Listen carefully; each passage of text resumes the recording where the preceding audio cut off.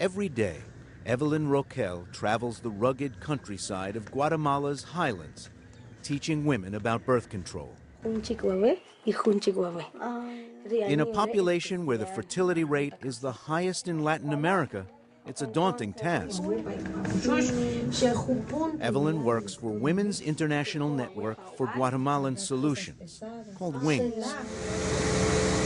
Not surprisingly, the highest fertility rates are in the hardest to reach areas of the country, places reached mainly by boat, like the villages that surround Lake Atitlan.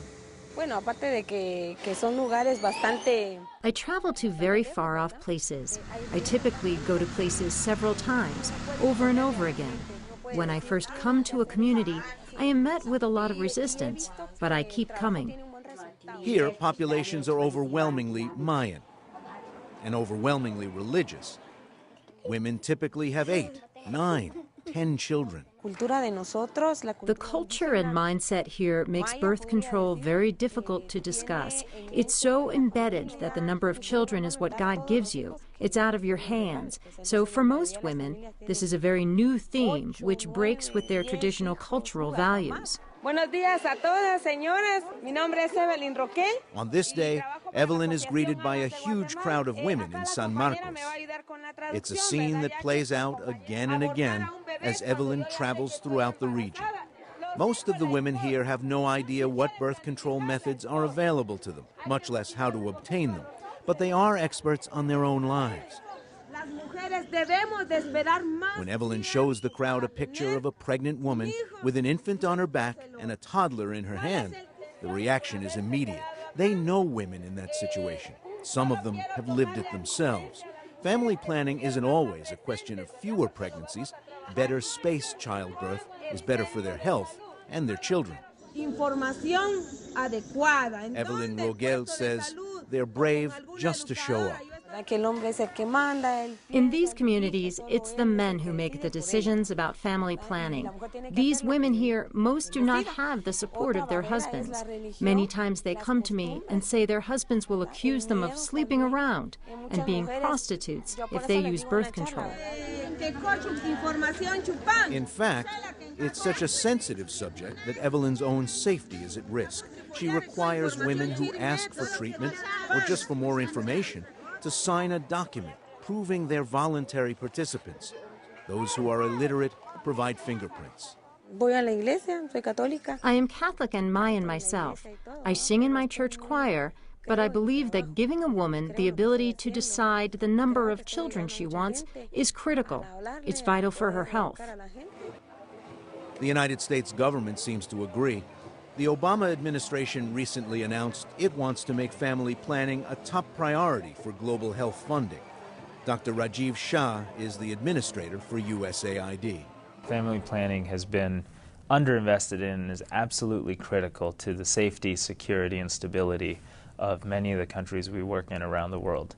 There is so much data that shows that as total fertility rates go down in countries, the health and welfare of children, families, and frankly of the community overall goes up.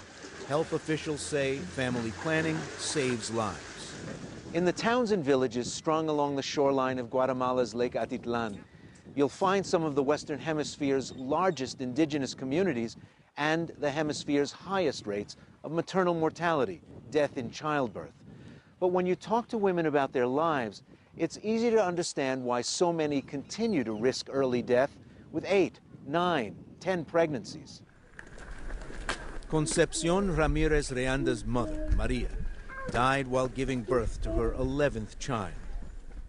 At the time, Concepcion was 19 years old and was given the responsibility of raising her 7 younger siblings. Concepcion's now husband, Diego Chichom Ramirez, says the family was devastated. When Maria, their mother, died, the family disintegrated and was torn apart. But even with this first-hand tragedy, Concepcion defers to her husband about any family planning. Diego refuses birth control interventions. We will follow God's will. We believe this is natural law, and we have heard too many stories about birth control, like injections and pills that cause cancer. Stories about the dangers of birth control are often linked to religion, where family planning methods such as monthly pills, tubal ligation, and IUDs have long been against church teachings. Oscar Julio Vian Morales is Guatemala's archbishop. El problema es muchas veces cómo. The problem is the kind of birth control methods that are used, like forcing families to sterilization for life. Foreign governments should not insist on less children, but on more education, more health services, and work.